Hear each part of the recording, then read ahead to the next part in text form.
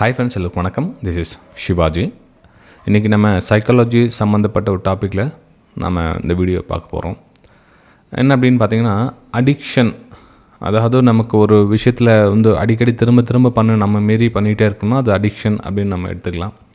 அது trading அடிக்ஷனா sir, addiction ஆகிறதுக்கு வாய்ப்பு இருக்குதா அப்படின்னு கேட்பாங்க புதுசாக வரவங்க.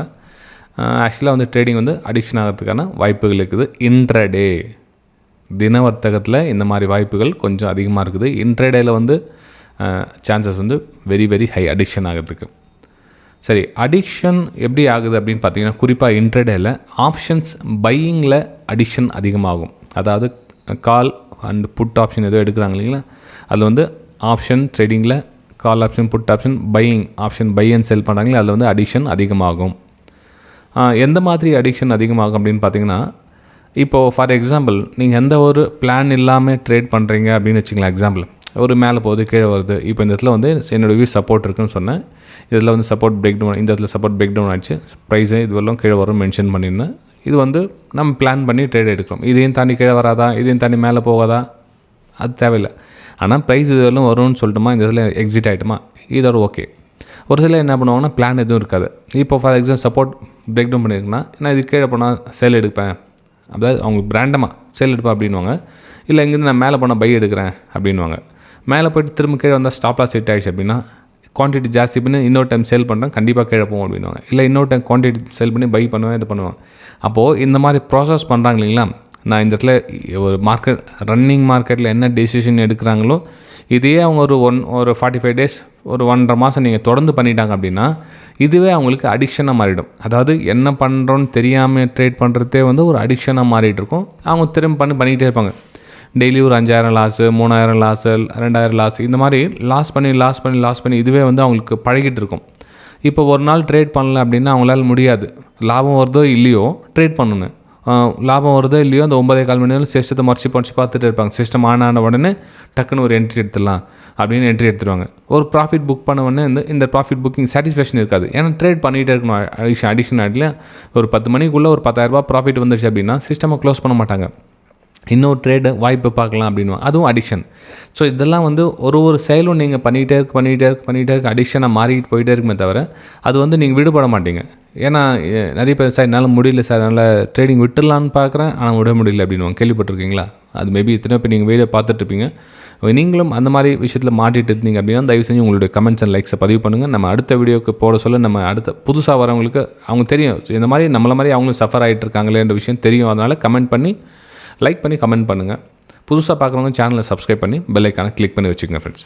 சரி, இப்போது அடிக்ஷன் ட்ரேடிங்கில் இன்ட்ராடே ட்ரேடிங்கில் ஆப்ஷன்ஸ் பையிங்கில் தான் சொல்லிங்க சார், வேறு எதுவும் அடிக்ஷன் வராதா இதில் அப்படின்னு பார்ப்பீங்க.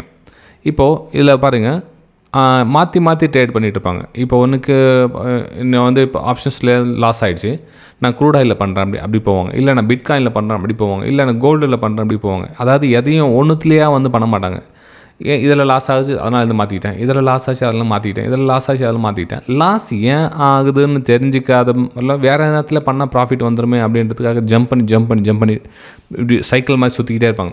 இதுக்கு மாறி ப்ரேட் பண்ணி சில்வரில் பண்ணால் ப்ராஃபிட் வந்துடும், இல்லை போன டைம் சில்வரில் பண்ண நல்லா வந்துச்சு, இல்லை இந்த டைம் கோல்டில் பண்ண நல்லா வந்துச்சு, இந்த நேச்சுரல் கேஸில் பண்ண நல்லா வந்துச்சு அப்படி என்ன பண்ணுவாங்க, அதுக்கு ஜம்ப் ஆவாங்க. அதில் கொஞ்ச நாள் ட்ரேட் பண்ண இதுவும் லாஸ் ஆகுது, நம்ம திரும்ப கோல்டுக்கே போயிடலாம், இல்லை நம்ம கிரிப்டோ கரன்சியில் நல்லா பண்ணிகிட்ருக்கேன் அதில் போகலாம்.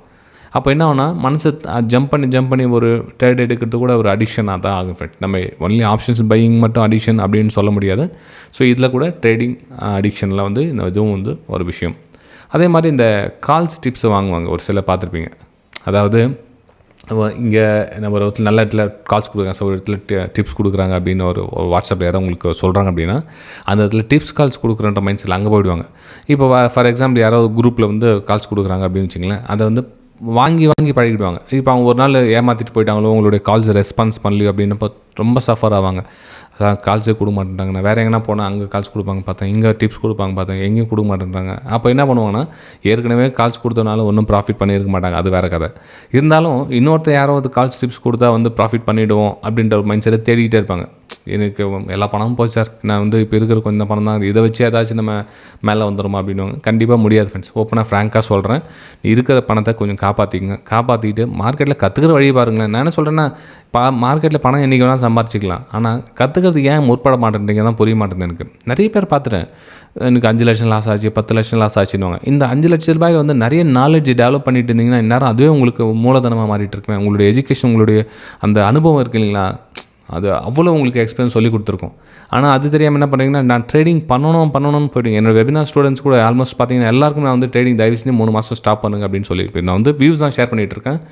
அந்த வியூஸை கூட ஒரு சில வந்து எனக்கு தெரியாமல் ட்ரேடிங் பண்ணுவாங்க. ஃபஸ்ட்டு வியூஸை பக்கா பண்ணிக்கோங்க. நல்லா ஸ்ட்ராங்காக இந்த இடத்துலலாம் பண்ணுவேன், இந்த இடத்துல என்ட்ரி எடுக்கும், இந்த இடத்துல எக்ஸிட் ஆகும், தரவாக பண்ணிங்க. 3 மாதம் இல்லை 6 மாதம் கூட ஆகட்டும், பரவாயில்ல, தரவாக தெளிவுபடுத்திங்க. இப்போ நிறைய பேர் கேள்வி வைப்பாங்க, சார் இந்த இடத்துல எப்படி சார் எக்ஸாக்ட் சப்போர்ட் எடுக்கிறாங்க? எக்ஸ்பீரியன்ஸ் ஃப்ரெண்ட், வேறு எதுவும் இல்லை. இதுக்கு கிட்டத்தட்ட வந்து 10 வருஷம் 15 வருஷம் அந்த இடத்துல பார்த்துருக்கேன். எத்தனை சப்போர்ட் பார்த்துருப்போம், நம்ம எத்தனை ரேஷன்ஸை பார்த்துருப்போம், எத்தனை பிரேக் அவுட் பார்த்துருப்போம், எத்தனை பிரேக் டவுன் பார்த்துருப்போம்.